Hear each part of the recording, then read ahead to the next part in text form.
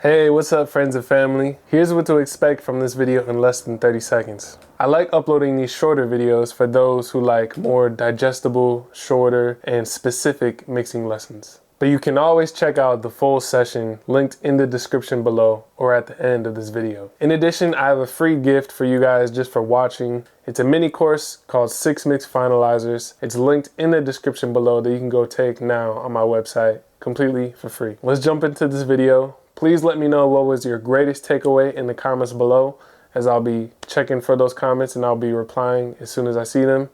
Let's dive in. All right, so here's the lead, first lead. Are you into me, baby? How's it sound to you guys? Are you wanting me, baby? Tell me, is it your to see, baby? First thing I do whenever I listen to a vocal is I listen for problems first, and then I try to sweeten it. There's some moments there where his voice gets, yeah, a little bit loud, a little bit harsh, kind of in some kind of way. So, again, number one, listen to what you can. This man love his Pro C2. Are you wanting me, baby? So, to control the loudness, we need to use, you guys know? Compress. He's singing, so what kind of compressor should we go for? You got tons.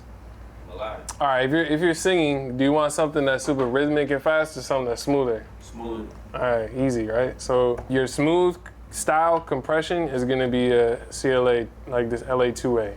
So like this one. That's smooth, 76 is fast. 76 can be smooth, but 76 is more of an aggressive sounding compressor.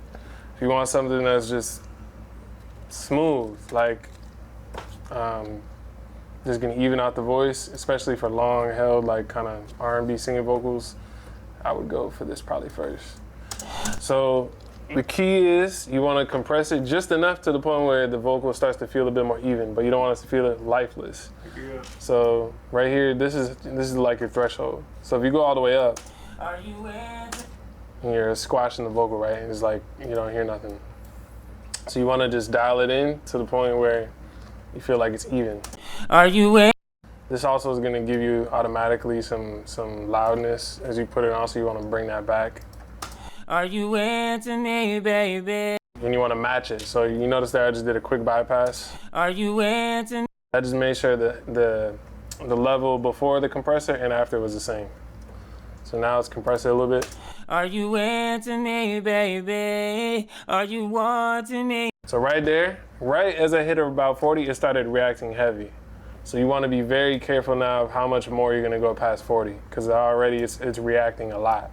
Are you into me, baby? Are you wanting me? So notice before, like when I bypassed it, the level was louder. So that means I need to bring this gain back up. Are you into me, baby? Are you wanting me, baby? Tell me, is it your to see, baby? So notice how, I'll play from this section right here. Notice how before definitely was more dynamic, less controlled. Are you wanting me, baby? Tell me, is it your? Tell me, you know, all of that, it was really biting. Put this in now. Are you wanting me, baby? Tell me, is it your to see, baby? Will you? You see how that just smoothed it out, leveled it. So that's step number one. This is your game stage, everything. Yeah, and the key, as I said, the key that majority of people do not do is they don't make sure that whenever they EQ or whenever they compress or whenever they do anything, that it's the same volume before as after. Like a lot of times they'll throw a compressor on something because they just want it loud. That's not necessarily what you need to do. A compressor reduces volume, reduces level. So it's there to control. It's not there to like throw on something so you can just make it super loud. If you want something super loud, turn it up. But usually when you turn something up way in the mix, you gotta control it. Otherwise it's gonna like kill your ears or distort it. Exactly, so. Are you into me, baby? All right, second thing, now that you have compression on the vocal, it actually brings out the sound of the room more. So notice this, notice before. Are you into me, baby? Now listen for the room. Are you into me, baby? You hear more of that lower mid, like frequencies. So now we're gonna get an EQ. So I'm gonna just use like a basic parametric EQ. I'm gonna show you exactly what frequencies I'm talking about that are starting to come out now. Are you into? Hear that? Like, these are called room tones or resonances, resonant frequencies. This right here. This is with the compressor on. It would be there irregardless, but the compressor is highlighting it more to us because it's making all of the frequencies, including the dynamics of the vocal, more even. So the lower frequencies and volume of levels of the vocal are louder, and the louder parts of the vocal are quieter. So everything is more level. So it reveals that to you more. Excuse me. Are you into? You hear that? Are you in? That tone? Are you in? Yeah. Like, that's not a that is, to a mixing engineer, that's not a pleasing tone, because that is the sound of the room. It's not really the sound of his voice.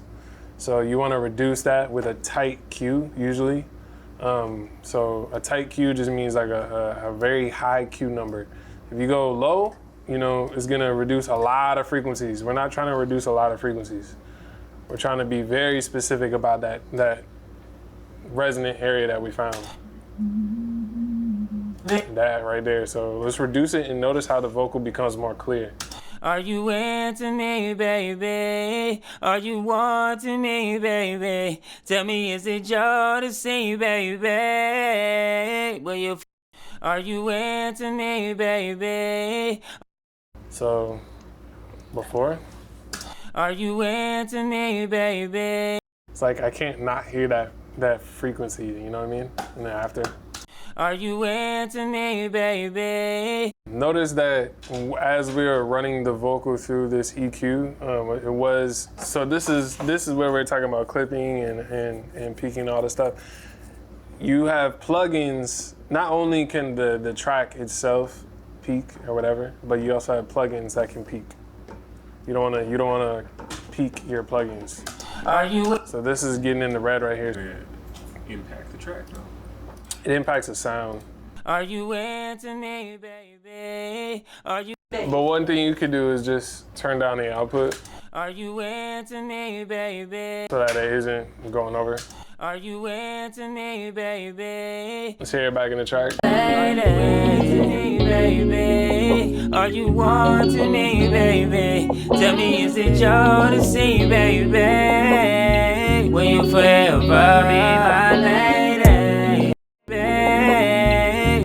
So right here, some of his like sound of his voice can get a little harsh. Baby, That's because he's going from bae to bae. Like he's getting more of that, I don't know what you want to call it, inflection in his voice. I'm not a vocal coach, but like the way you change your voice. baby, Bae, you know what I'm saying? Instead of bae, like more open.